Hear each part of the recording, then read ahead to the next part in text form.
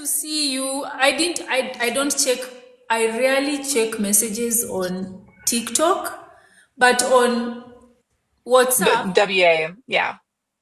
because It I'm was just yeah, I was just here real quick and I was like, ah, so I had to run downstairs. I knew I was gonna have to wrangle the dog because he hasn't seen me in over a week. And yeah, so usually when my nephew's not here, when I get up and go downstairs, I give him a treat. And so yeah, I knew I was going to wrangle him because he was going to be extra excited because James and I just got home yesterday yeah, from being at my best friend's house for New Year's. And yeah. so this dog is huge I and know. he like will not, and I'm not a small person, but he will knock you over. So I Yeah, had to wrangle him and fight him to be like, calm down, hold on. yeah, I yeah. had to fight to get my coffee in the morning. Gosh darn it. Yeah, I mean, excited to see you. So I'm thinking he was excited to see you. That's why he was like, Yeah, crazy. yeah, Which I yeah, understand. yeah. Oh, we're told like animals are like dogs, are like human beings. So you can imagine if you don't see a person for so long and then they come back, you're like, oh my God. You are. I Eh, know my cats were like that. They were just all over us and ah, excited and yeah. yeah. Oh, So so, that's the hardest part about going anywhere. oh, yeah, I know. You changed your hairstyle? No, Oh, you I just had the bangs today. I usually have it pulled back. yeah, I Yeah. like it. And you have different colored nails. Oh, yeah. For Christmas. Yeah, Gotta get them changed this week. yeah, okay, that's nice. So how Yes, was the yes. holidays? They were good. Uh, my brother made a killer brisket in his new indoor smoker, Yeah, so we had that for Christmas. And yeah, then Christmas, 2 days after, I went and drove to my best friend's house and spent New Year's with them, which is what I've done just the second year I've done that. And yeah, so we just hang out. It's very chill. yeah, We play games because she has two kids. One is the same age as my son, and the other one is about 3 years younger. So we all hang out, play board games. Her mom comes over, and we just have fun. We drink wine. yeah. And so, yeah, we just have fun and just That's it's nice. kind of stay at home and catch up and, low Yeah. key, nothing exciting. How about you? I mean, let me tell you something I've come to realize. The things we say exciting, like going out, partying, drinking, dancing, those are actually exciting things. But I've come to realize with the years, I don't want to say the years under my belt because you're like, what is Cecilia talking about? No, but as I get older, I'm coming to appreciate um, moments of quiet, and Yes. there's reflection. And then there's also the moment of spending with loved ones that you Yes. can touch, you can hug. I'm telling you guys, those are the most beautiful moments. If you have a choice between going out, having fun, shouting, noisy place, and staying home with your loved one or loved one, please choose the latter, because there is something amazing about that, and there's something about just having that, the people you're so close with next to you. Right. So yeah, I mean, Yeah, so for me it was exciting because I act like a yeah, teenager, like, "Ah, I'm gonna go see my best friend. I'm so excited." I mean, yeah, so for me it's exciting. So, and it's kind of cool that we just happen to have our children very close, which is something we always talked about. It'd be nice if our kids were around the same age, we get to do this and that. And yeah, so, although I was many years in another state that was kind of far to drive here, but now I have more opportunity because of my situation and where I am and who I'm with, that I'm able to go make those visits and do that. So, yeah, I'm with you on that. yeah, absolutely. I mean, I I was alone because Aiden went to stay with grandma and his dad. Then, I mean, I had quite a difficult December with me falling down. I still have the I'm still, Yeah, yeah, still healing. With me falling girl. down and then the pain I had to go through because there are period like lying on your front is not so easy. It's so Yeah. difficult. So my brother came. My brother used to come before I had Faith. Faith is Aiden's aunt, who came now to take care of me during the whole time because I also needed help when I was showering. I could not wash myself. I had to sit down because I was. They had pain also on this list, like internal Ugh. pain on this Yeah. side. So even walking was hard, so I could not stand for long. Um, I still, okay, this side is, I think, healed unless I do something, crazy. But my arm is still problematic, so I can't lift weights. Like, I can't put a lot of Yeah. weight on this one. So anyway, so it was a difficult, I had a difficult December, to be honest. I had, I you know, saw the pictures, so I yeah, it was was difficult. I was hurting for you and I felt so Yeah, horrible. Like, yeah, it was oh, that was bad. rough. I mean, I regretted the whole thing. Like, why did I get on that bike? Like, there was a lot of regret, but then I was like, it's already happened. And I had to accept, sometimes we fight the pain. We're like, oh, why me? Why did this have to happen? But then I was like, you know what? It has already happened. It is here with me now. Like, Yeah. I accept this pain.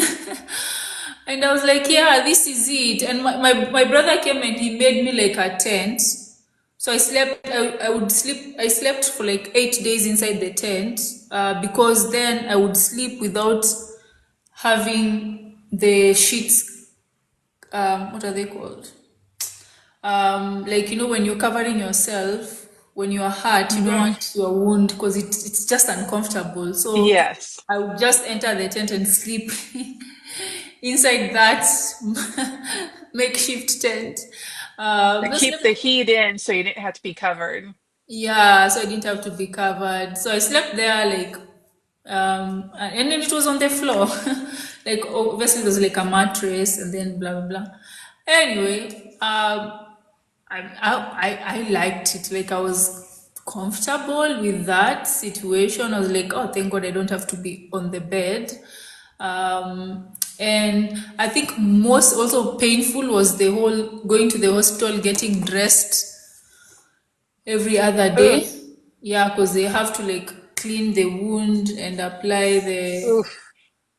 Ugh. whatever.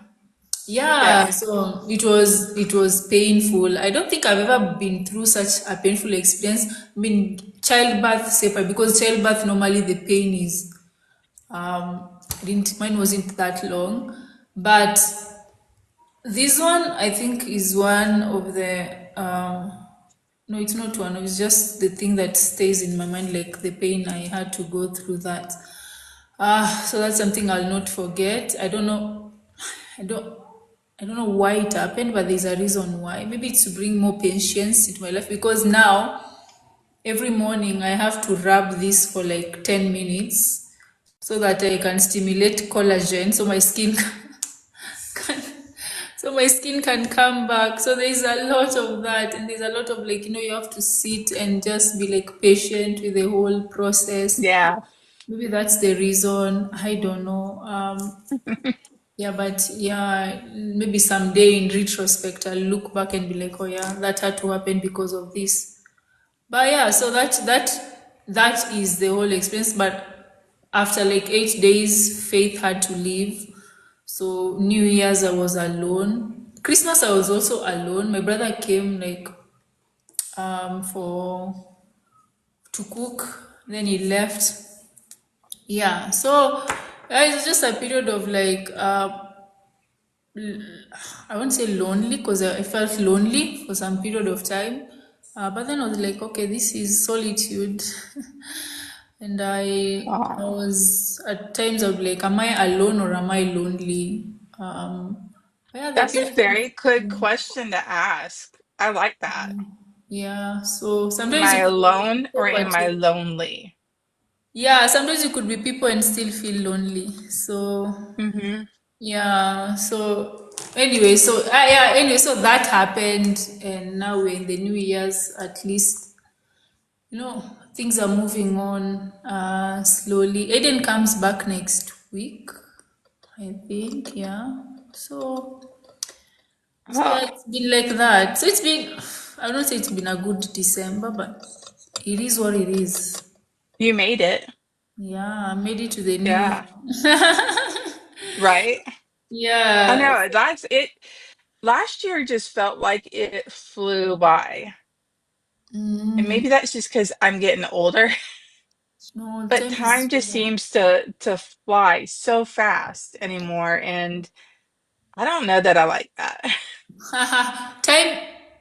I was told this. I think I told you also before. Like, um, when you have a good time, time flies. But also, time is flying because we are busy, and we are busy thinking of the future, thinking of the past, doing what needs to be done. So if you want time to go slowly, you need to live in the moment, which is everything you do in the moment, and you think in the moment, and you move slowly, slowly. Like that's what I was told. Like that is how you, what is it called?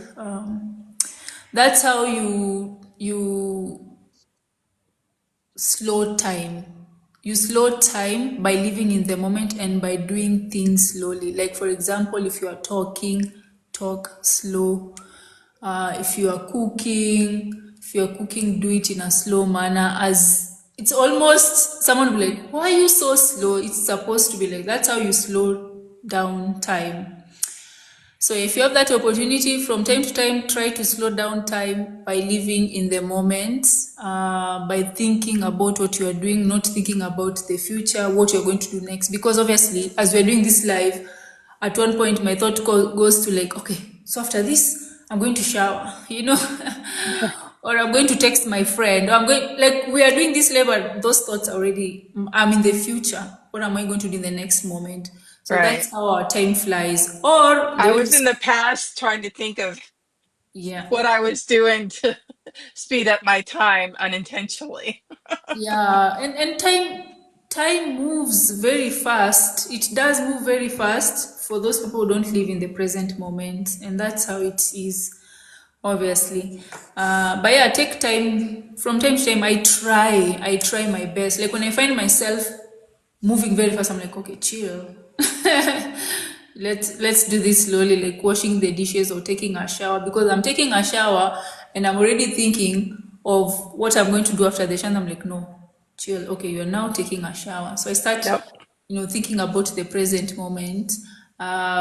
So yeah, otherwise that's why ultimately you get to a point where you're like, oh shit, time passed by. And I think that's why I talk about when you're with family, whatever it is, be with them, be present with them. Like put your phone away, Yep. like don't it be in I flight. barely had my phone that week I was Yeah, gone. So, because yeah, that's amazing. we were too busy doing this, like I said, playing games. Yeah, Matter of fact, we were telling the kids, no, this family time, get off the phones. We're yeah. here. Like, That's stop it. That's amazing. When you're with family, with friends, put your phone away, be in the present, and Hmm. establish connection. That's extremely important because those are the times you look back and you're like, oh shit, I wish I spent more time with them. Wish I listened to them. Ah, Yeah, yeah. So yeah, definitely. Because, like I said, time flies, and before you know it, all that things you said you shoulda, coulda, woulda, but didn't. I Yeah, know. don't take it for granted. Time is precious. Oof, so precious. I feel like if I had all the money in the world, I think what I would buy back is time. I'd be like, okay, you know, take this, give me back. I don't know if you've watched that movie. I didn't watch it. I just got a sneak peek like where you would buy time or sell Mm. time, or like the only way you would buy groceries was to Oh, time, by like time. yeah, I think like I know what you're talking about. I can't think of the name of it, but I think I know what you're talking about, that movie. yeah, yeah. Yeah, Okay, yeah. So yeah, time. Yeah. So I was thinking about that. Like, I think that's why, like most people, when they have a lot of money, they would probably hire a cook, hire a cleaner, so that they don't spend time on that and do it, spend it on something else that they feel is more precious to them. So yeah, so buying back time to do the things that you love to do rather right. than yeah. So true, time is Definitely. precious. Yeah. It is. It is. I just, you know, like my son, he's going to be 14 next month, and Ooh, yeah. ugh, I'm like, where did that go? February. Yeah, yeah, February. Oh my So, goodness.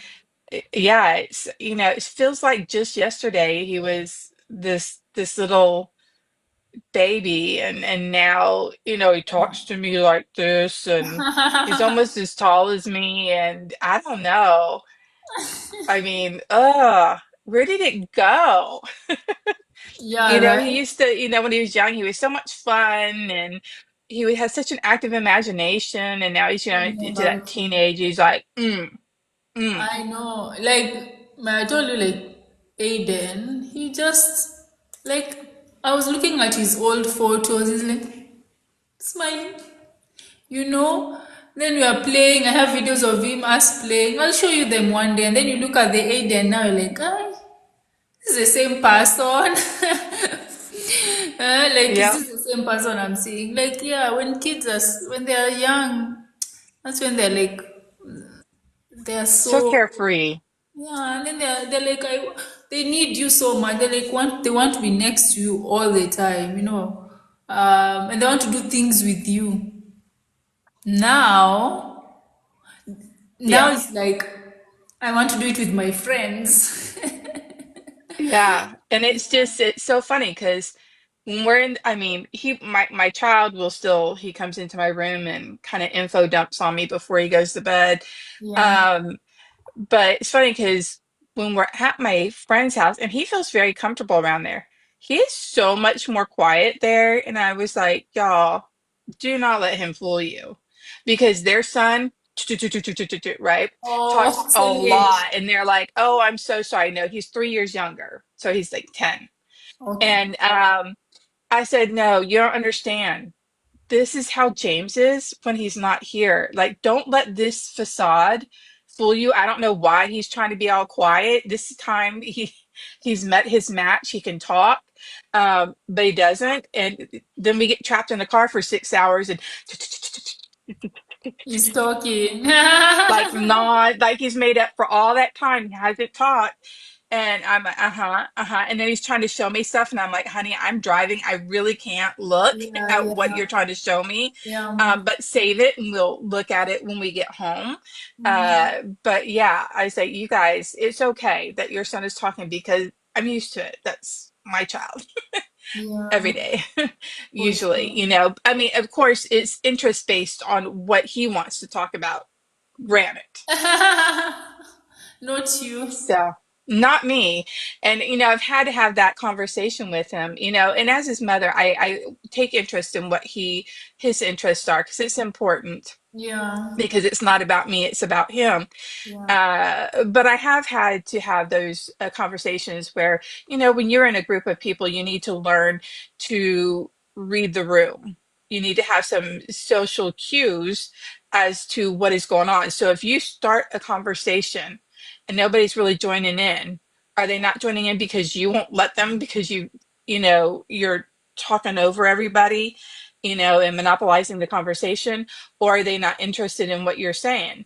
yeah. Feed off of their responses, listen. This is how you have a two-way Mm, conversation, right? mm, mm, So that's what I'm working on with him yeah, right now, is to understand that, and that not everybody's gonna be interested in what you're talking about, and that is okay.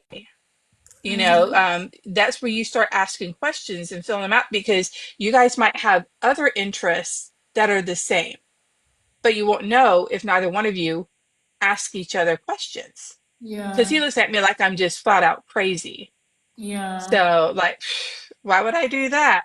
It's part of having a conversation. You be curious, ask questions. Yeah. Why did that happen? How did you think about that? But then my brother's gonna be like, oh, that's a girl thing because girls only ask questions, guys really don't care. And I have kind of found that true, but guys do have conversations with each other. So there's something that they say to communicate, you know what I'm saying? Mm. Maybe not, well, how did you feel? Or, oh, that, like What do a you think woman would about be this? more apt to stay in a conversation. Because it Yeah. was even true with my husband. He'd come home and tell me something happened that one of his coworkers said about something that happened in their life. And I was like, oh, wow, I wonder how that happened. Did you ask him? No. And Yeah. I was like, well, why not? He goes, because if you want to tell me, you would have told me. So Yeah. I guess that is how guys are different than girls, because cause we're more nurturing and would have found out and found ways to support our person, our friend, you Yeah. know, even just emotionally. Curious, and then maybe you don't want to impose, maybe they just don't want to impose. They're like, yeah, if you have something you want to share, just tell me. Like, I'm not gonna try to like, what. You see, like, for example, I've seen videos where someone is like, oh, I'm angry at my husband or my boyfriend because they didn't ask why I was mad. No, that I have problems with that. You know what? Our significant others, our family members, our friends are not mind readers. So that is shame on you for saying that. Whoever's doing that, that is a Yeah. you problem, Yeah. because you have to share that with other people. Oh, oh, they're I gonna have a lot of think, difficulty in their life. They keep doing that. yeah, I think though, like, I feel like men, when they want to share something, they will actually share with the right person. But I also feel Yeah. like um, women, what do I want to say? I feel like women are a bit, they share, yes. Yeah, women share.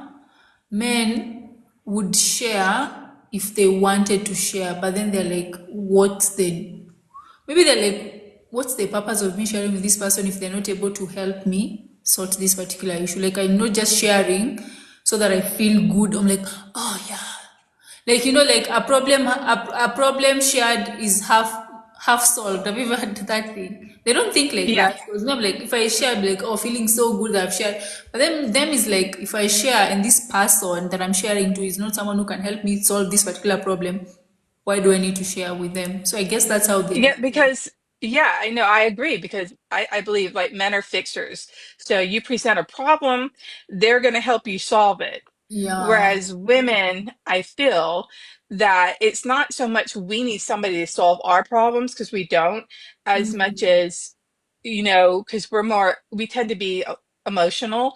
And mm, so we just want to be heard and felt in that situation, not that we need help solving. Because a lot of times I know when I speak, I don't want somebody to tell me what I need to do differently. I already know that. I just need to have somebody there with me in the moment of feeling my feels or whatever it is that I'm going through. okay. I Yeah. can't speak for everybody, but Yeah. for me, that's how it is. Yeah. I get what you mean. Well, also, to be honest, when I think about it, I also don't like talking about things to someone if unless it's something that is just I want to rant, like I want to rant, oh, this happened, and then they did this Right. to me, and then this happened, like I'm ranting or I'm telling you a story. Yeah. As soon if I have a problem, I will not tell you unless I know you are gonna help me some way or another. Otherwise, I Right.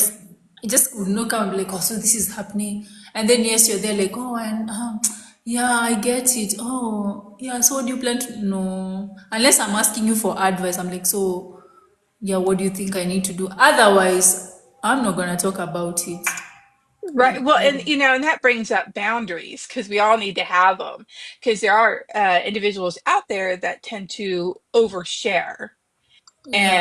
And, so, for instance, with when my husband was alive, and if there was any issues going on between him and I didn't go Mm, out to anybody else to speak about that. yeah. So Yeah. the person I went to was my husband because that was between him and I, right? Mm-hmm. I'm not going to go complain to my friends and to other people. And because that is unfair to my husband, because then that is the only light he's going to be cast in is them hearing me complain or, doing, venting through this situation that is going on, right? And said it needed that time to reflect and to focus. And that is, I think, with anybody in your life, that if that's the only thing you're doing is complaining about them to someone else, that's all this other person is ever going to see about that individual. So, Yeah. watching how you're saying, maybe as you were saying, let the person that you're talking to, I just need to vent. Is Mm, I'm frustrated and I need to get this out of my head so they yeah. understand also where you're coming from. Um, I've done that. I love this individual. I'm just frustrated with them, blah, blah, blah. And I just need somebody there so I can just get that out. Mm, But it's just the stuff in my head. Because if you don't get it out of your head, then it sits there like a ping pong match and it'll drive mm, you crazy, and that's when we start ruminating and then it just goes in mm, circles and it doesn't go anywhere. And then consumes and steals your time because yeah. you're so busy here and not being here in the present. So Yeah. also, Mm, doing that and just, not oversharing. It doesn't mean you can't share anything with anybody, but again, read the room, the situation, because what I would share with my best friend is not something I would share with a coworker. And true. what I might share with a coworker is not someone I'm going to share with a stranger on the street. Yeah. So know your situation, set boundaries, but communicate and not expect others to know what you're feeling or what you're thinking. Yeah. True. I think again, I'm all for, asking people, sharing with people whatever you're going through in life, blah, blah. But ultimately, the thing that most people need to master and they don't even care about that is journaling. God, You yes. have you have the answers. You see that Mm-hmm. you have the answers. I want to say, like, within us is so much power if you understand yourself and you understand where you want to go and you understand, you are aware of your emotions. We Right. have so much power that if we took time to just speak to ourselves and ask ourselves, is this situation good for me or not good for me? And where we step out and look in this situation in a more neutral point, like, okay, so you go out and like, okay, so I'm coming in this space as a neutral person. Let me ask myself, does this seem like a good idea? And that comes through journaling, and obviously you have to do it for a Mm-hmm. period of time for you to actually get to a point where you're like, wow, I'm actually getting answers, and that is it. Journaling will give you the answers you want, and even reflection, even talking to yourself. Look yourself in the mirror and just ask yourself some of these questions and Right. take time. I think it's more take time to reflect about situations, take time to talk to yourself, take time to write down your feelings, because the whole thing of writing down eventually leads to, when you are stuck with something, it will lead to you Right. getting an answer. I don't want to say that all the time you'll get the answer. You might journal and then you don't get the answer, but then do it again to a point where, but it will give you some sort of release. Yes. Because most people actually don't have people to talk to about some of these things. And I Right. want to tell them that you don't have to have someone to talk to. You can talk to yourself through journaling and then you'll find the Yes. solutions. And there are so many materials out there on how to journal, to get clarity, to gain Yep. clarity. how to journal when you are anxious, how to journal when you are depressed. There is material out there, so you can do that, and And obviously, free stuff. and Free free, yeah, stuff. Yes. absolutely. Don't think you have to pay. Yeah, yeah. So I guess important that we start working on asking ourselves the question of our life. Because if I, as Cecilia, go to you, Kim, asking you, hey, Kim, do you think I should do this? Should you be the one to give me the response, or should I be the one to get? Because who knows me better than me? Right. I know me better than you know me because I've been with me all Right. my life. So Right. how is it you now, Kim, is going to give me advice that's going to change? Yes, you can guide me. Yes, you can tell me, oh, when this happened to me, I did this. But then it's my life. It's Right. essentially you can give me pointers, and then maybe your input will help me gain clarity on some aspect. But ultimately, the decision falls on me, and I'll need to figure it Right. out on my own. Now, the mistake with most people is they go out there, right? And they ask people for advice, right? Mm-hmm. And people give them the advice. And then they probably fuck up along. Then they're like, oh, they're like blaming the Yep. person, and then other people also who are malicious will give you advice so that they can also control you, control the situation.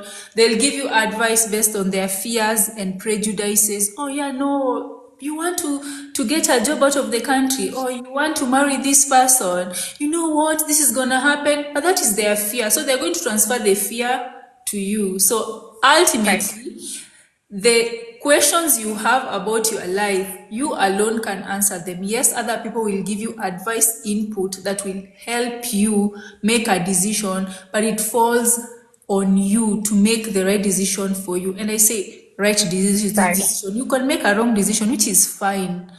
You Right. see, That's how we learn. That's how we grow. yeah. And the thing is, this scheme I've come to realize as we get older, when you make a mistake, the older you are, going back to, like, correcting the course is even harder than when you're younger. So our children, it's important that we push them to make as many mistakes as possible so that they make mistakes when they're young, because they'll get to a point where the mistakes are going to be very costly. And you Right. find that people in their 30s, in their 40s are still making costly mistakes.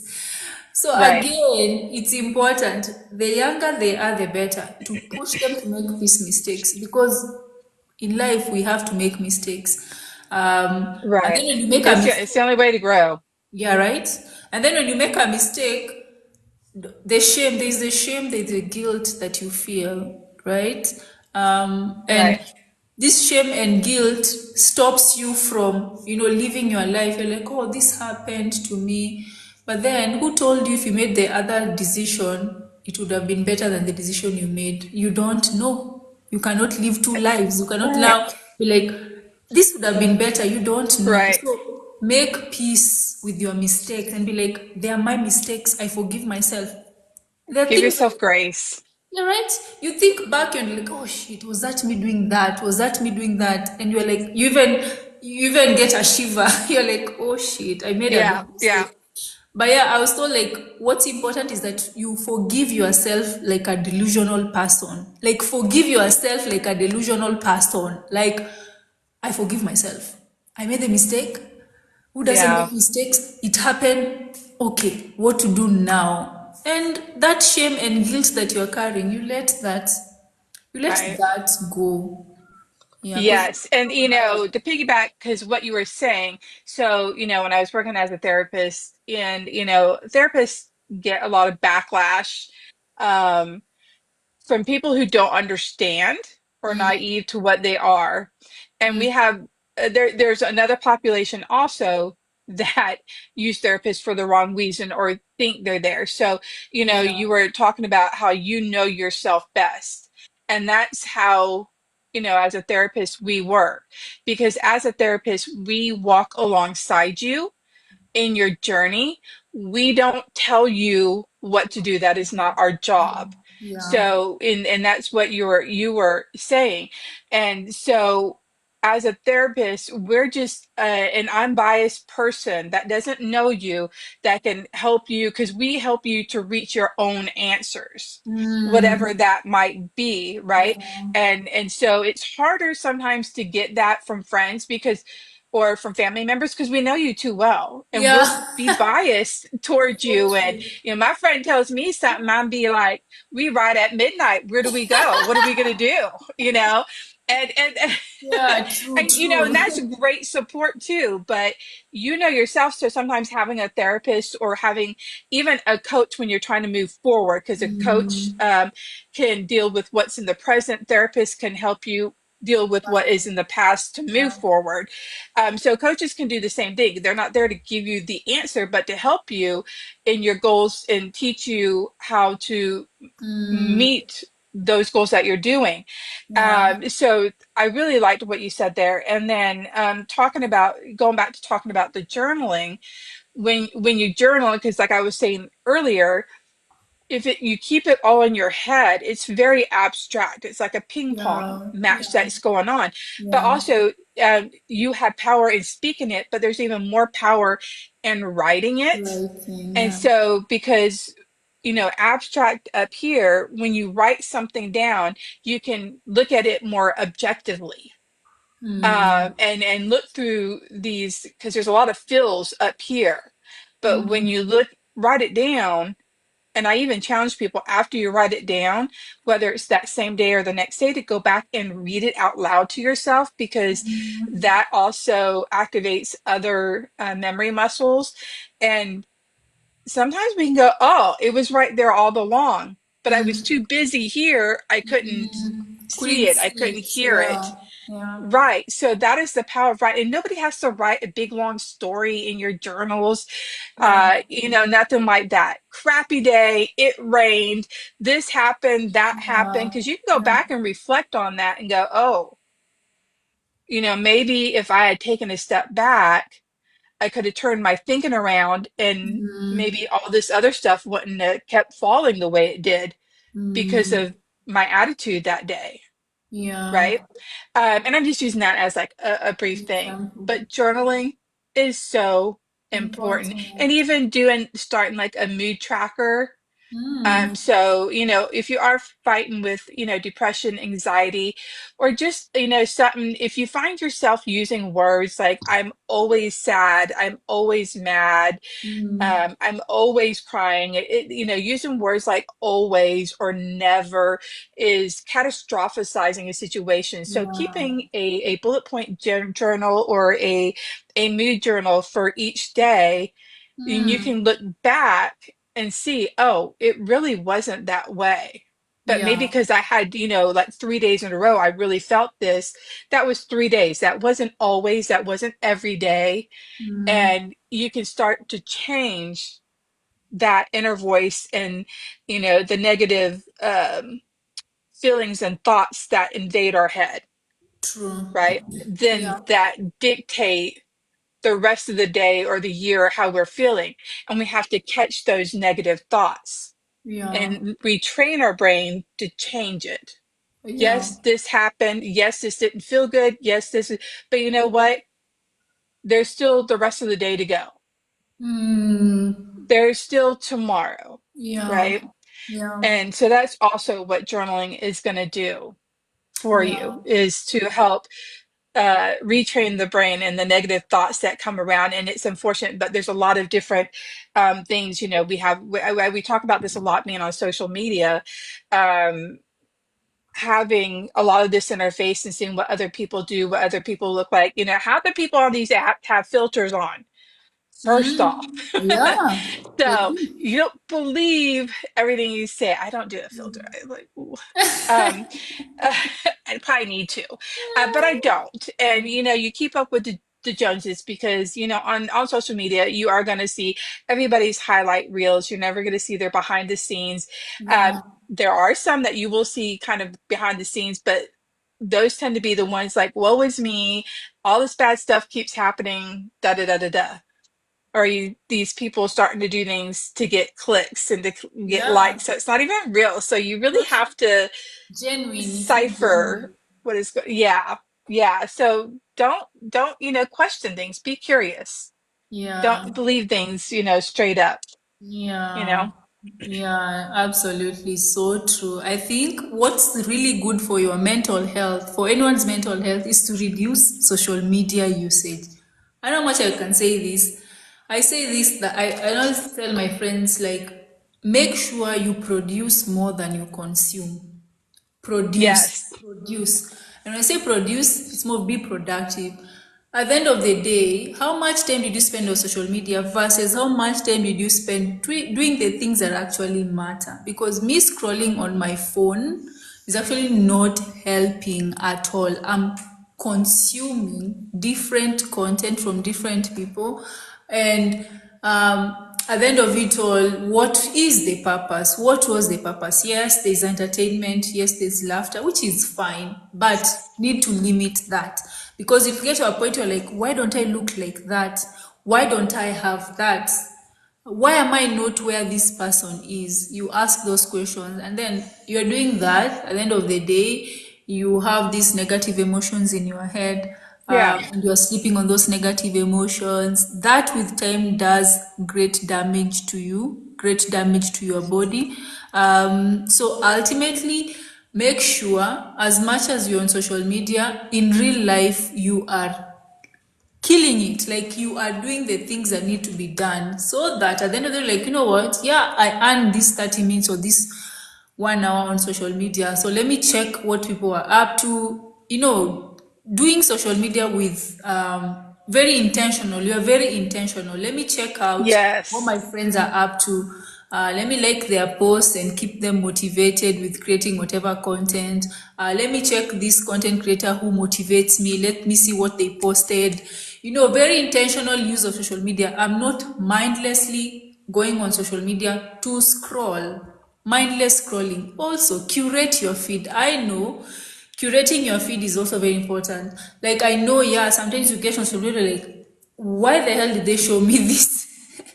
Like, at first you just go and then you see a video, like, shit. So TikTok thought that this is the first video I need to see. So, Yeah. curate your feed, like posts you want to see more of. Is it, I don't know, motivational posts? Is it posts that about beauty, about landscapes, whatever it is?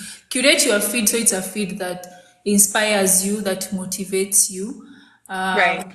Yeah, ultimately, just be intentional about your social media use. And also, very important is, when I scroll on social media, sometimes I would see something and I'm like, oh my God, I wish that was me. At that point, I ask myself, I don't stop then be like all jealous and be like, I wish that was me, blah, blah, blah, blah. I ask myself, why do I feel like I want to be this person? What do they have that I don't have that I feel like I want? I'm Right. honest with myself. I'm like, oh yeah, they have this. Ah, wow, I wish I had that. And I'm like, okay, so if I wish I had that, what am I doing to get that thing? So be very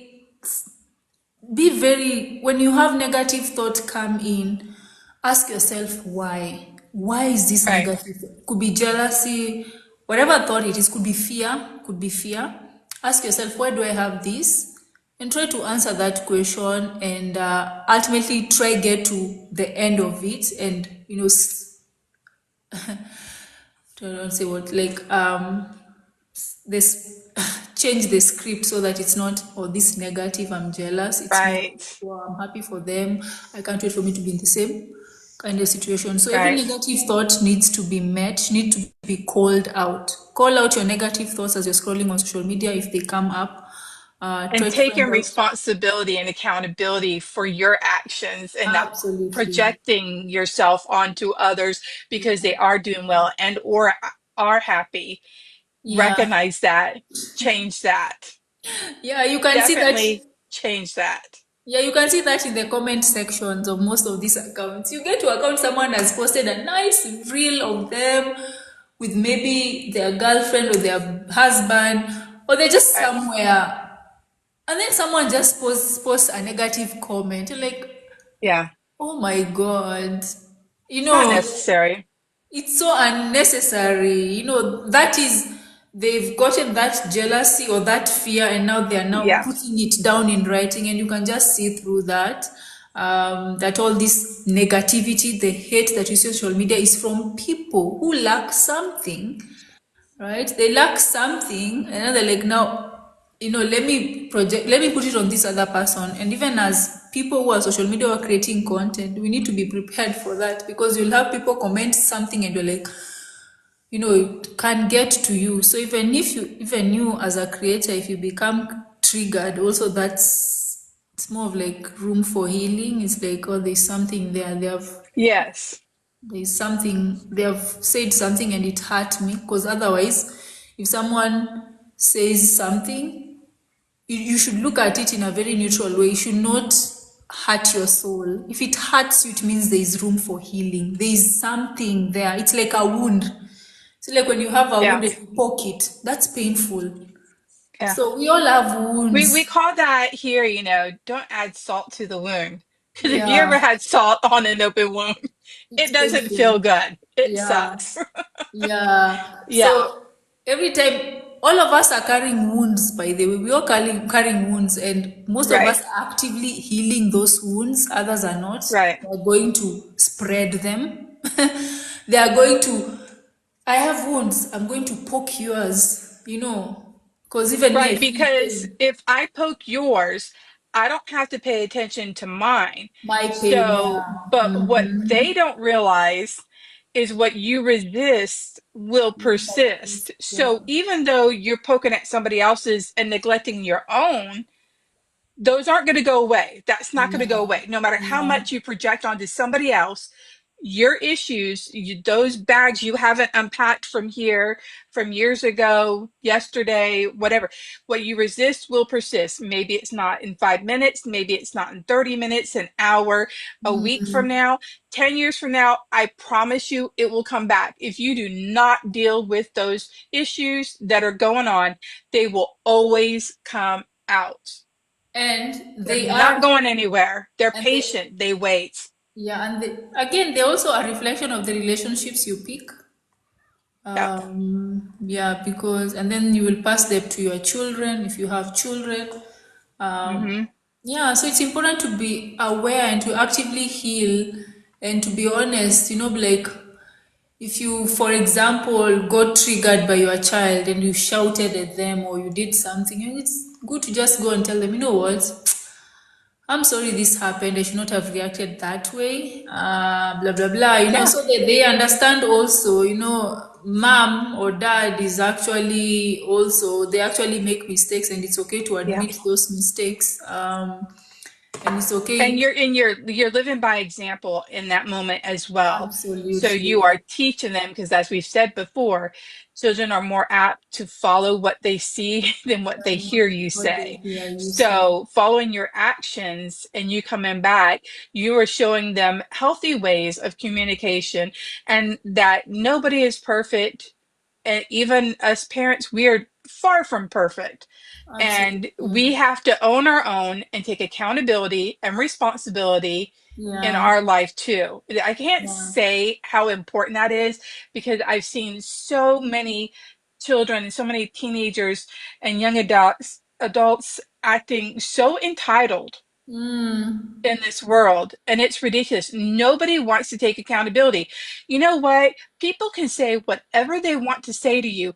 Remember, when people are yelling and being mad at you, it's because they're having big feelings, they're projecting. Mm-hmm. You True. can choose to walk away. You can choose to block them. You can choose to not read their comments, Yeah. right? Nobody can make you feel inferior. Nobody can make you feel sad or mad or angry, but you can choose to Mm. take on what other people put on you. But when you do that, just remember you're losing your personal power, because if you are reacting to somebody else's reaction, you have given your personal power over and you said, here you go. You are now my master. I will be your puppet because whatever you say, I will react to. To it. And that's not React. okay. Stop doing Yeah. that. Yeah. Take back your personal power. It's Yeah. not going to feel good. There's plenty of conversations I've been in that I want to be, because I was thinking that in my head. I don't physically do that. But I'm like, is it worth it for me to engage with this individual? Yeah. Yeah. Because no matter what I say, it's Yeah. not going to matter. They're going to have something to come back with. And so why am I'm going to choose not to waste my time? And it doesn't make me weak. It makes me a Yeah. strong person because I'm just going to go on with my life. I'm not Yeah. taking it. I'm not bowing down. And you know what? Years and years ago, that's probably how I felt and why Mm. I'd always felt like I had to say something to stand up for myself. No, I do more for standing up for myself and my mental well-being by just going, okay, and going on with my life and not arguing with them because I've Yeah. wasted precious time. I get Stop it. it. Don't do it. Yeah, it's Don't not do it. worth it. It's not worth it at the end of the day. No. Yeah. Right, right. It's not worth So, I it. mean, yeah, definitely. Energy. You spend your energy arguing with someone or spend your energy reacting to someone's misunderstanding of you. At the end of it all, you are the one who gets more frustrated. And there's this African proverb that says, when pigs fight, pigs want you to, I don't know. But it's more of like when pigs are in that, whatever, the pigs are in that mud puddle, when they fight, they want you to join oh my god, I forgot Yeah, that something happened tonight. Like it's like fighting with a dirty pig and expecting not to get dirty. Yeah, so right. you're fighting with this dirty pig and you're expecting you will get dirty. So it's important to notice Yeah, some of these things that people would say stuff to have you react to those stuff so that you yes, get to their level. I mean, as you said, it's like all of us have wounds. We have yeah, wounds, traumas that we carry. Could be fears, could be whatever, jealousy, whatever it is, shame, guilt, blah, blah, blah. We carry all this due to previous experiences, past experiences. absolutely. And then someone would say something that will trigger you and you want to react to that. And most of us, the first thing we react and we're like, oh, what, who say this? And then what does that mean? You've gotten the pig has said something and now you're fighting with that pig. Now you're going to get that. At the end of that all, it won't make you feel any No, better. So important no, to walk because you're away just going to from. keep getting dirtier. Yeah. That's all. I mean, I always just say, it's like adding fuel to the fire. If somebody has a fire that's already set, right? Yeah. Because they're Yeah. so upset. So we're using anger and fire. So they're so Yeah. upset. Yeah. And again, I've said, they're in their downstairs brain. They're not connected with their upstairs brain, which is their prefrontal cortex. So Yeah. they're in freeze, flight, or flight. They don't have the option to be reasonable, to understand, to make decisions. That's not happening. When somebody's that angry, they're down here because it's too much of an extravagance to have their prefrontal cortex connected to there. So your upstairs brain, downstairs brain, right? Healthy needs to be working together. But anytime and we're in freeze, fight, or flight, and we're that angry, we don't have this capability. So, being the other person, if somebody's shouting and yelling at you, and this is when you have to take note and be like, they're down here. So, it doesn't matter what I say because they can't reason, they can't make decisions, they can't make, ethical decisions, they can't do anything because this is not attached. So, what happens if you choose to engage with somebody who's having uh, big feelings and big reactions, they're already on fire. So what you're Yeah. doing is you're just adding fuel to the fire, then they're adding fuel to the fire gets Yeah. bigger, and that's where these big explosions, these big outbursts happen between people in an argument, and nothing gets settled at all. And Yeah. so just, just sitting there, if that's what they need, is somebody to sit there while they're being upset or going, I can see you're upset right now. I'm going to give you some space and Yeah. walk away. Those are what you can do to keep yourself healthy and to keep yourself in, peace of mind. And you need to do Absolutely. that. That's not being rude. Yeah. If the other person is so upset about, I just need somebody to be here. Can you be here? Then understand if you choose to be there, if you cannot, because you just can't, because for own personal reasons you have boundaries, you can say no, and Yeah. it's Yeah. okay because it's not Yeah. about the other person, it is about you and keeping your mental health in a good place.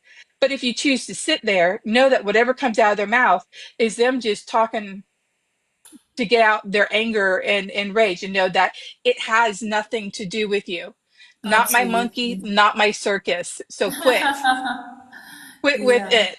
Yeah. Recognize, and your life will be better if you start to recognize that you're not feeding off of everybody's, negative words or their negative energy or their outbursts, especially when somebody comes at you and starts to blame you for something, and you go, take the second to sit back and go, did I do that? Yeah. Okay, I didn't. So this person is upset for some reason. I don't know Mm. what happened today or 5 minutes before they came here, but there's Yeah. something they're not dealing with. This has nothing to do with me, so don't engage. Yeah. And it takes practice. I'm not saying this will happen. This takes Not practice to overnight. do. Yeah. And if you keep with your journaling as well as, taking in that Meditating. time to catch these things, situations when they happen, you will be in a better place for yourself, Mm. mentally. And you also, if you're a parent, will be showing better um, Behavior. life skills and behavior for your Mm. children, right? Absolutely. And this also flows into your children. We can get caught up in our day, work, come home, and our kids are like da da da da da, and we, explode.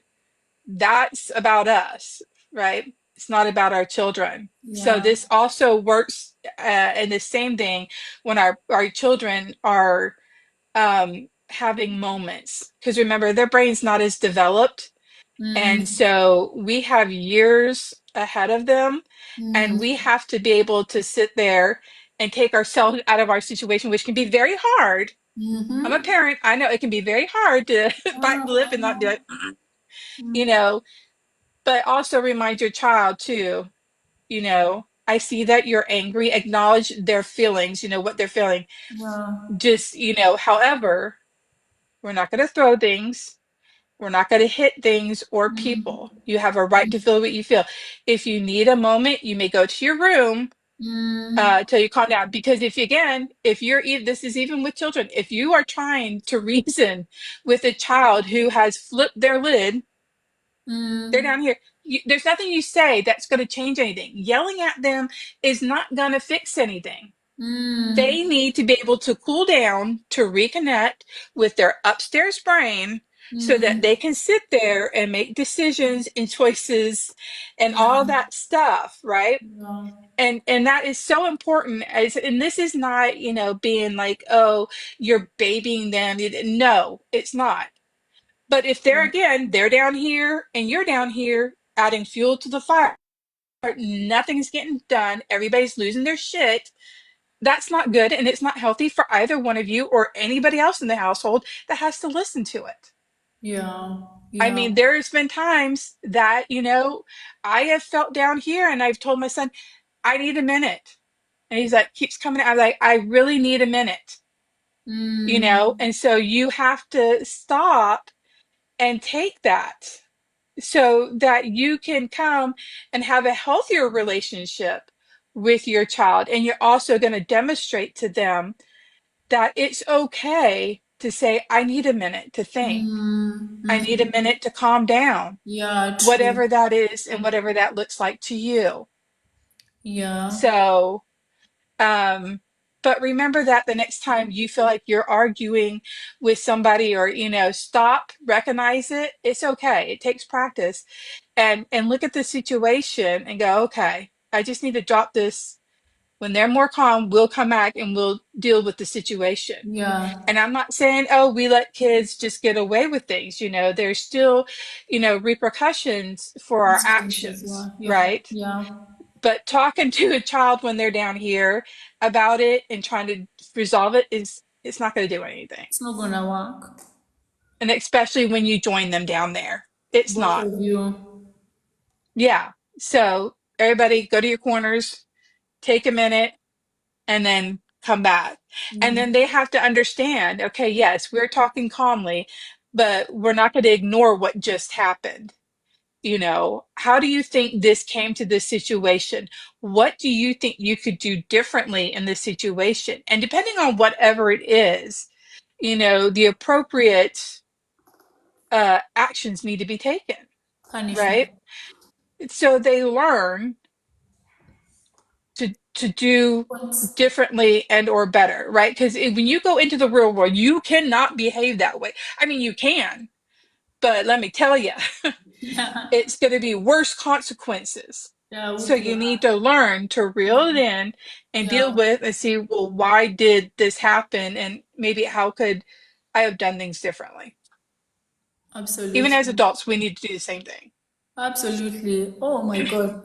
Yeah, that's amazing. So I think when it comes to like downstairs brain, how do you like how apart from someone being really angry, shouting, how do you identify someone is in their downstairs brain so that you don't engage with that?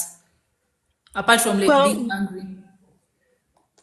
I mean, so they'll go into freeze, flight, or fight. So Mm-hmm.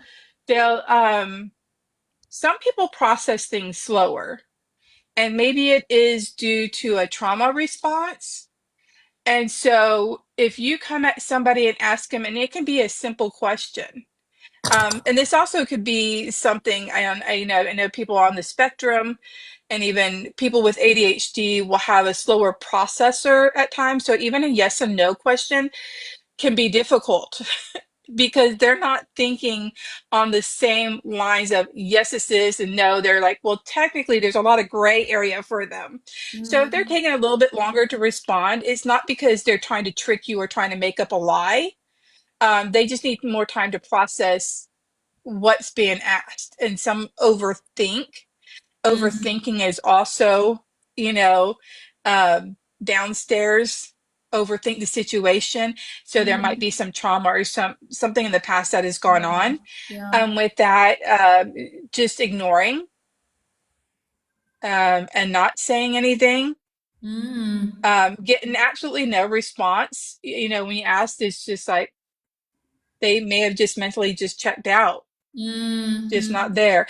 Anger is definitely the easier one, but it's not just about being upset. It's being to the point that when you're trying to talk, because somebody can be angry and not be in their downstairs brain, but when we're talking they're down here is when there is absolutely no reasoning.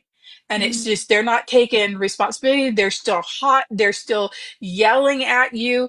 They're still, pointing the finger. They're just anything you say, they're just Not countering it. listen. Yeah. And so that's when they're down here. They Yeah. they are definitely not here. Yeah. And there are some people here that don't recognize because they've been doing it for a long time, and they don't recognize that that isn't right. And because people in their life have allowed that behavior to keep going. Yeah. Without So it's consequences. just right. Yeah. So I mean, it's really just having to be around somebody and listen. Obviously, if somebody's accusing you of something you didn't do, and they're getting angry and you've had a minute to sit back and go, yeah, that is not correct, Mm. then don't buy into it, right? Mm. Or Mm. people who will then kind of jump into a situation or then they'll start gaslighting you and changing it. That's running away from the issue that is here. So this Mm. issue has occurred and then, okay, you've took the bait, you've jumped in, but now when you're talking, they are now changing subject and or trying to backtrack or go on to something else. They're gaslighting you. That's the running away when you're talking because now you've changed the subject from what happened Yeah. to now bringing up other things that were not even a part of the original situation. Yeah. Yeah. So that's the running away. So freeze, flight, or fight. Fight, they're going to come at you. Flight, they're going to gaslight and try and backtrack and go somewhere else to avoid the situation. And then freeze, going to have some processing, take a little bit of time, or not respond at all. So ultimately, in all those situations, it's about I'm not going to talk about this at this moment until you compose yourself, ready to tell me the truth. Then we can talk about this later, right? Yeah, yeah, just, but, you know, and that's where we avoid saying like, putting them back on the defensive using the you statements. So we change it to make that I statements. I feel there's a lot of hostility right now. There's a lot of feelings being felt. So I'm going to Mm-hmm. step away for a little bit until the situation calms. And then I feel like we can come back together, right? Because again, and this isn't babying somebody, Mm. but you're saying, this is how I feel, and I've had enough, Yeah, basically. yeah, yeah, And yeah, so, because nobody can take that back from yeah. you because this is how you feel. I'm going to step away till this situation clears. If you say you did this until you calm down and you're adding fuel to that fire that we just talked Oh, about. So this is also where those communication skills come in, is watching how we're speaking, not walking on eggshells, but taking responsibility for yourself, because you can't take responsibility for someone else, but okay. you can take responsibility for yourself. Okay, noted. All right. Thank you so much for Mhm. that. So let me do the questions. Questions. Yeah. So this one asks, when your kids are on vacation from school, do you just let them sleep as late as they want to, or do you make them get up at a reasonable time? Well, I can answer that right away. We still keep to a schedule because, again, uh, if you get off of that, and I know there's sometimes when you are go out on vacation and things are happening, we got to be flexible and adaptable. And we try to stick as close to that as possible. So we're not letting them stay up till 1, 2 o'clock in the morning, sleeping till 1, 2 o'clock in the afternoon, right? So if their Mm, bed's at times at 8, maybe they're going to bed at 10. If they get up at 7, maybe they're getting up at like 8 or 9, because it's important to get their sleep yeah, as very good. children, and us as adults. And you don't want to mess up the circadian rhythm, which is really what it's about. So even as adults, when we're on vacation or we are the weekends, we need to keep our schedule of going to bed and waking up about the same. We don't need to veer so drastically off of that, because that's going to mess up our circadian rhythm. Yeah, that's funny. Okay, yeah, that's good. But then like my son, the moment he like turned like 13, he started sleeping a lot more. Like during the holiday, like oh yeah, obviously when he was going to school, he would wake up like at 5, and that's a must. But then on holidays, he's sleeping like until 9 or 10. So like, do I need to like wake him up or something? Like I just let him sleep. What time is he going to bed? 9, 10. The same time? Yes, never late. So, if it gets, I'd say, it's definitely up to you. But I mean, 5 something is awfully early, that he has to for school. So I don't think sleep until 8 or 9 is too unreasonable, that time. But also, um, as long as they're not sleeping their whole day away and, changing that whole night, Yeah. um, because teenagers do tend to sleep a little bit more. And Mm, again, some of that has to do with all the hormonal changes that are going on. And some of that also has to do with, that brain growing. So there's a lot of things that come into that, because I too have noticed that my son uh, sleeps a little bit more. He used to be like 0 dark 30 in the morning, and now he's not. yeah, yeah, So, which has been a big change for him because he's always been an early riser.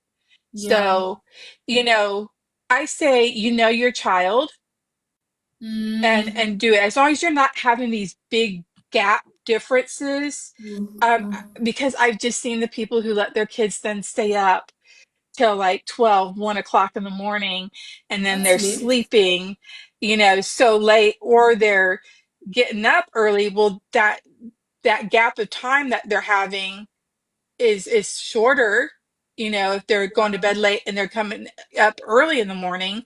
So Yeah. that means you're probably going to have a rough day because they've not Mm, had enough sleep. They're going to be quite cranky, even an adult. If yeah, I get very true. little sleep, I'm a little bit more snappy, and And that's, I think, with anybody. So Mm, know your child and just don't make these big erratic changes. Try and keep it as yeah, close to the bedtime and the wake up time. It doesn't have to be an exact thing. Remember, we have to be flexible and adaptable, right? true. Right. Absolutely. Yeah, so yeah, I agree. Yeah, I mean the problem is that like, sleeping late, that's a no for me. Like you have to sleep. I think now I'll have probably have to have him like be in bed by like 9 p.m. On a consistent basis, or like some sort of winding down from 8:30 or Yes. 8 p.m. Yeah. And you Yeah, can thank look you. online because I don't know the exact time, but they have like the appropriate amount of time that the different ages in children, teenagers, even adults, about the Mm, average time of sleep you should be getting. yeah. So whatever that average time is, for your age, whether it be 8, 9, 12, because younger kids need a lot longer sleep, and it seems Mm, crazy, but they do. As long as they're getting that um, thank you, Cecilia. consistently and at this around the same times, you're good. But Mm, fluctuating from getting that amount of sleep to getting this little bit of sleep and doing this yo-yo effect is not going to be good that's for not anybody, good. Yeah. Okay. adult or child. All right. Okay. Ooh, this one. I'm doing my best to be as light-hearted, open, and relaxed as I can with this. Our daughter will be 16 in a week. Tonight, her best friend's boyfriend, and another boy, let's call him Jake, who's she's been casually chatting with, are going to a Christmas light display and back to the best friend's house for a hangout. Boys are leaving at around 12:30, girls stay for sleepover. I was very clear that I'm not on board with a co-ed sleepover. What is a co-ed? Uh, Boy and girl. Yeah. Anyway, so Jake's parents have asked for our daughter to come over to their house and to meet her about half an hour before they'll meet up at her best friend's house. She's been very open and answered questions about him. She doesn't seem to be hiding anything from what I can tell. So here is my biggest question. Do I simply drop her off and carry on? Pop up to the door quickly to say hello to the parents and the boy? I asked her feelings on it, and her reply was, "Whatever, I don't really care. I'm definitely overthinking. I wish she was still 4 years old." Do we all? Yeah, so that's what he's Okay, wait, asking. is this a boyfriend or just a friend? They're casually chatting, so I'm guessing this they want to be boyfriend and girlfriend. Mm. Yeah. So and she's turning 16 in about um a week. I mean, you know, let me tell you, I would not speak this. My culture is just that there is no way, it's not possible I that think if I you're inviting issues you don't need to have. Like they have their whole life to spend the night together. 16 is not a time to start. had And maybe I'm old school. ah Because you know what? I think that just complicates and makes the road easier to do things that you really should. I mean, this is where having to have healthy relationship with your teens, talking about, yeah. schmexy, sexy, and stuff like that is important. Mm, Um, for me, in my household, I would not, first of all, whether my child would spend the night with, the same sex or not, um, I have to know the parents. I'm not dropping them off anywhere. yeah, And yeah, even once I know and approve of the house, I'm still going to walk my child to the door, make contact with the parents, blah, blah, yada, yada. Okay. That's yeah. just a given in anything. Mm, But I myself do not feel comfortable because I feel like that is putting undue pressure on situations that could occur. And that Yeah. might occur. And some may people may be like, Kim, well, they're just gonna go behind your back and do it. Mm, I, Okay, but is that an excuse not to sit there and go, no, this is not right? You have your life ahead of you to do yeah. this stuff, right? Yeah, true. And Yeah. if somebody is pressuring you to do the schmexy stuff, then do you really need to be with them? Because nobody that respects you should be pressuring you to do anything, boy or girl. I'm not just saying for girls, because boys get pressured into things as well. Yeah. So I just think this invites a whole lot of issues and makes things messy when you do that. Yeah. To each their own. That's how I feel. Yeah. Thanks, sis. So, what about you?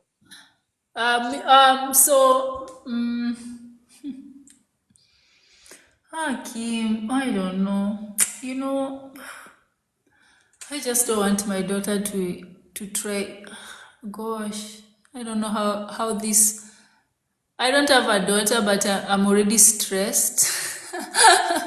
Thinking about my daughter going out with a guy and she's 15. I don't know, Kim. Like, this, it's not just, you know what? Some of these things I'm like, I'll do my best in terms of, trying to keep the communication lines open, and also most Right. importantly, I think for daughters, having a father is very important, a father figure. But yeah, me go greet the parents. Obviously, very good to know the parents. And I, under no circumstances do I feel like a girl and a boy should be closed up in a room and they are under 18. I don't believe that. Yeah, I don't think no. that should happen. Like, if you're, I mean, you there guys should stay in even the be living respect, room. even if they're over 18 and visiting your house, you Yeah. know? Yeah, you guys should be in the living room, like where I can actually see you, not in my son's bedroom, my daughter's. Kim, Yeah, I was having this conversation with a friend of mine, and it was like, if I had a daughter, I'd be more protective than a son. I feel like if my son was to go out, I would not have been like, I'm not like very with who, but a daughter, I mean, there's something there. I don't know, but I feel that. Yeah, so crazy. yeah. I mean, I just think it invites more issues, and you're not setting down, I think, boundaries and respect, self-respect, Yeah, because why do you need to spend the night at their yeah, house? Like, what is the reason?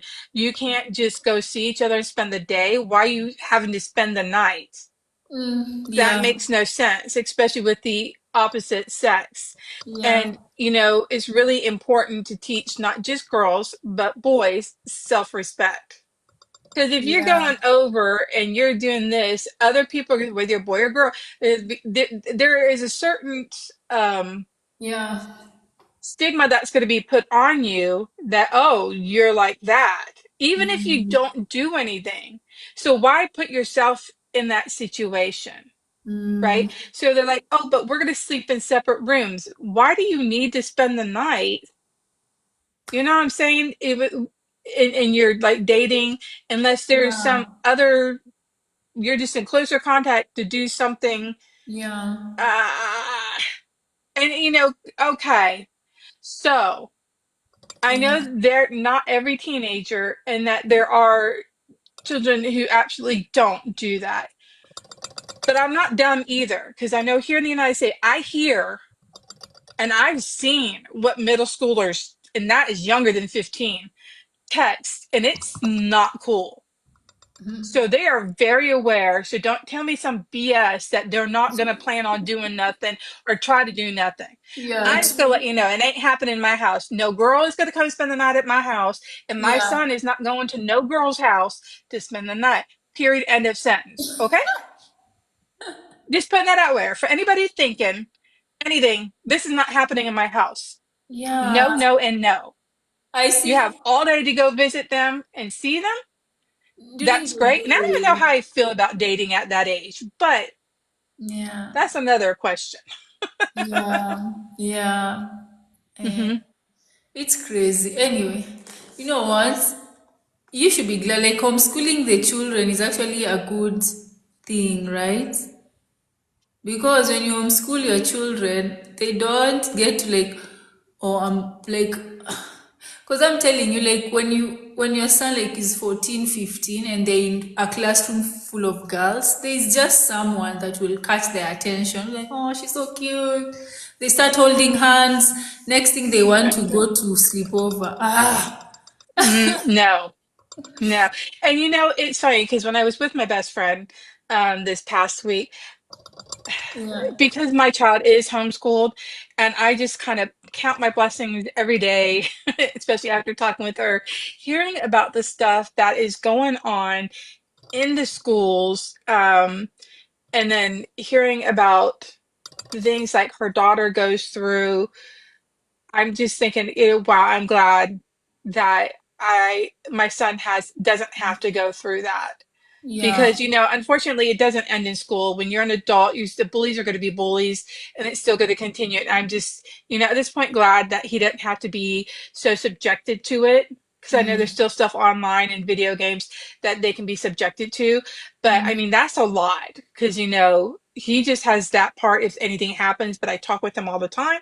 mm. But she has to go to school and deal with it, the school bus, and Yeah. then, online, and then friend chat groups that try that. Like, her mom is stopped. She goes, "Oh no, you're It's, out of this chat. I don't know who these people are, but we are not yeah. You gonna see, and talk about it." it's Mm-mm. all it's always like the influence, even though you say like I am the influence to my children, but there's influence that comes from other people or other environment. That's why you prefer to live in a certain area, because it's safer or it's gated, blah blah blah. That's why you prefer your children to be in a certain school because they'll be surrounded by certain kind of children, certain kind of what is it called? Um, people to play with. I mean, ultimately, the people your children hang out with will, in one or another, influence their behavior, and some of that behavior they'll carry it with them. And But you know reminds what? me. Even in the being in the best schools and the best neighborhoods, this is why I don't Yeah, like to like put people in a group because there's still bad apples and bad I seeds in know. there. And just I because you know. don't go to the best schools, though, I mean, Yeah. there's a lot of good seeds in there. It just So you're just where a circumstance of what your family's income or where you're living. You know what I'm saying? yeah, Because I know many a naughty, naughty people yeah. who are in nice schools and are not doing the things they need to and should be doing. And I think the thing So, oh, reminds me, like there's this time I was emptying my son's pockets, and I find a note, and the note was like, "Hi to the most handsome boy in the school." heck no. Who are you? Don't make me come over there. And he was, I think he was like 12. He was not even 13. Or was it 11? And then I was like, then I, no, I waited. I took the note, I kept it, then I waited for him to come back. I was like, hey, so there's this note I found in a pocket, this girl saying, was this a girl? First. And saying, like, you're the most. Then he was like, oh, it's just another girl who likes me. Then I'm like, do you like her? It's like, I don't like her back. And then I come to discover he's been chatting with this girl, like, because I saw it on his WhatsApp messages. And and they're classmates, so they're like classmates. So I was like, I don't know. It was kind of weird, to see that, like, and then to think of my son, who's probably, I think, 12 at that time. Yeah, like, yeah, it was weird for me. But then I was like, this is bound to happen, but it's important to have those conversations. So, because Yeah. obviously, as the teenagers, as they even neighbors, probably there's a neighbor who, You might Yeah. fool someone, and then there's a neighbor, So I always just like teach them how to carry out these relationships and how to be responsible, blah blah. Because you cannot shield them. You can only Right. give them guidelines, principles, but then you can't shield them forever, and that's Right. it's It's crazy. it's tough. It's tough being a parent and to have that, and those Yeah, situations yeah, arise. We can't hold yeah, on to our kids forever, but they're still our children yeah, and absolutely. they still have rules. Mm, So you still need to set the standard. yeah. And Reese, I don't know if I like this whole YouTube and all the stuff that my son gets onto because he's gotten a little with me lately, and I'm like, you know what? You are not 18. So no, you still Yeah, have to do the things, and I am your caregiver, and I'm going to yeah, make the best decisions for you when it comes to your health. And he's like, I'm a human being. I have rights to it. You do, but you're under 18 and you're my child, and yeah. therefore I have to oversee You are, yeah, all yeah, these things for you. And if I, with other doctors or we have to be talking about his teeth, deem that something is necessary, it's going to be done. You don't have to like it, yeah, yeah. but if it's for your well-being, it's To going to be be done. done. Note Yeah, that. absolutely. So, Yeah, it's crazy out here. But anyway, I think it's also important to monitor. I monitor his mhm. browser history Yes, yes. charts, just to see if there's anything stands out and just have a conversation about that. Yep, I Anyway, do. The phone, all of that. yeah. I do. Yes. Yes. Let's do the last question. I know it's common for teenage girls not to get along with their mothers, but I'm not sure how to handle this. I absolutely adore my son's girlfriend, who is 16, and she spends a lot of time here. She vents to me about her mom, and I try to either listen or offer a mother's point of view. Her mom had always been pleasant to me, but we are pretty opposite personalities, and I don't want her resenting her daughter being at my house. How can I help the girlfriend, my son's girlfriend, have a better relationship with her mom? I tried to search for this situation but couldn't find the right words. Thanks. Anyway, Well, yeah. So, first of all, you cannot control how anybody or what anybody else does. That's first off. yeah. Second off, I take offense to most teenage girls do not get along with their. My mom and I are best friends and always have been. I've Wow. been very close with my mom. So, no, not all girls, and it's not common for girls not to get along with their moms. That's not common. Mm, Um, but to sit there, to be an ear for her and to listen is one thing. But the two that have to work on that relationship are these two, because it doesn't matter what you say or do. If these two characters, the daughter and mother, are not willing to work on that relationship, nothing's yeah. going to change, right? So Yeah. that's where it has to be. She needs to Yeah. not put her nose into that business. Um, Yeah. they will work it out as long as that child is not being neglected, is not being abused, and all these other things. That is something the two of them have to, because nobody, that mom did not come to you for any Mm, advice on how to handle that, so you would be offering unsolicited advice. yeah. So instead, if the daughter is saying A, B, C, and D, you can be like, well, maybe here's some ways you can, you know, talk to your mom about communication, or, Yeah. help her find, because ultimately, the daughter will have to find this way, because if she wants that communication, that relationship, she's going to do something to help make it work, Yeah. right? True. And Yeah. vice versa. I mean, yeah, So, yeah. She's, she's being trusted by the daughter. I would say, like, do what you would if that was your own daughter coming to someone else. What would you do if in that particular situation? Um, right. Ultimately, most teens just hate their parents. Most of them, just because of those emotions that they go through, blah blah blah. Hate, but it's not really hate. It's more, I don't know, just trying to think that you're not making sense, blah blah blah. But they love you deep down. Anyway, if I was in her shoes, yeah, I would try to offer her advice or wherever she's looking for that perspective, as if she were my own daughter. That's what I would do. So there is no throwing the mom under the bus, because I am assuming the most time she's venting is like venting Yes, about her venting. mom. Yeah, so it's try best not to throw the mom under the bus. I think you Yes, can find, very important. yeah, and I don't know, maybe ultimately help the mom and the daughter come closer. But then I think something she says here is that there are different personalities. Like the mom and her are actually totally different personalities. And Right, that to me raises a red flag, because it means that she's not able to advise the daughter as the mom would. So of course, right.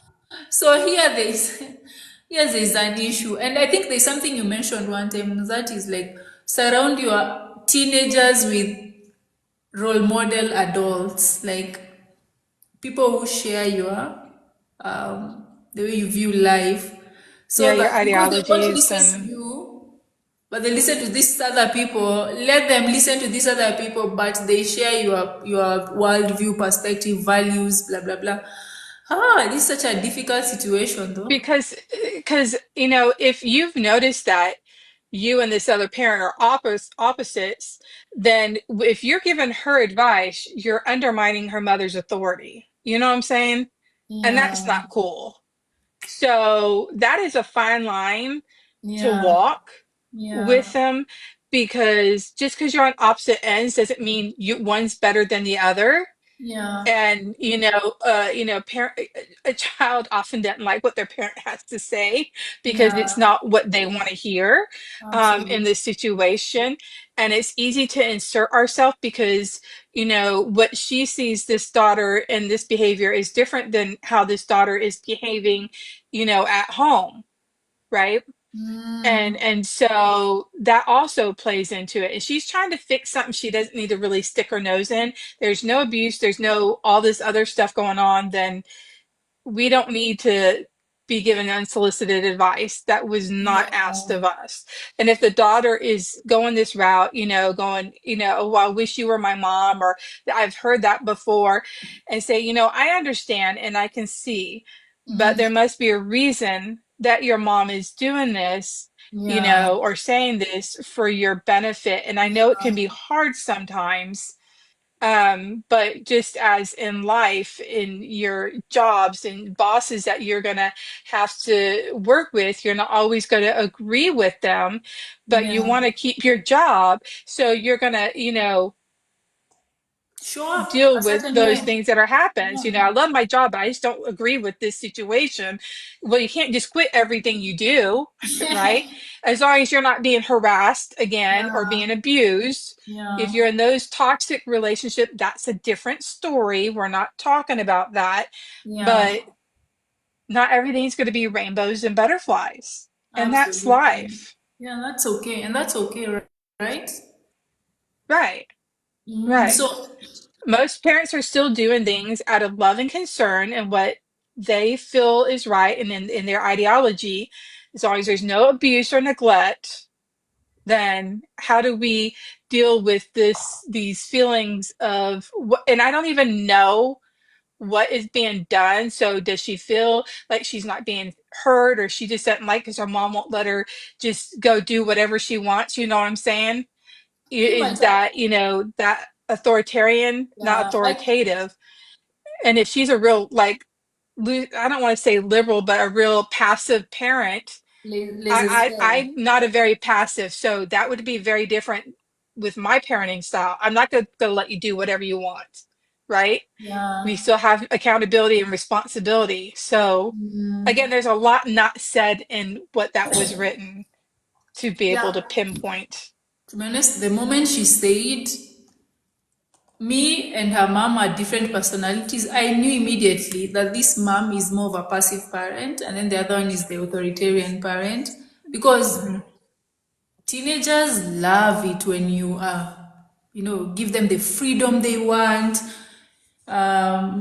like that. So that's why she's Right. like that with her. And I would say that if this particular mom had a daughter, maybe she'd behave different. Maybe because she has a son, she's like, that's more free and a bit more passive. But I can tell from that situation, she's a passive one. So, I mean, I'd hate that, but I'd hate to be the parent who's being talked about, like, Yeah.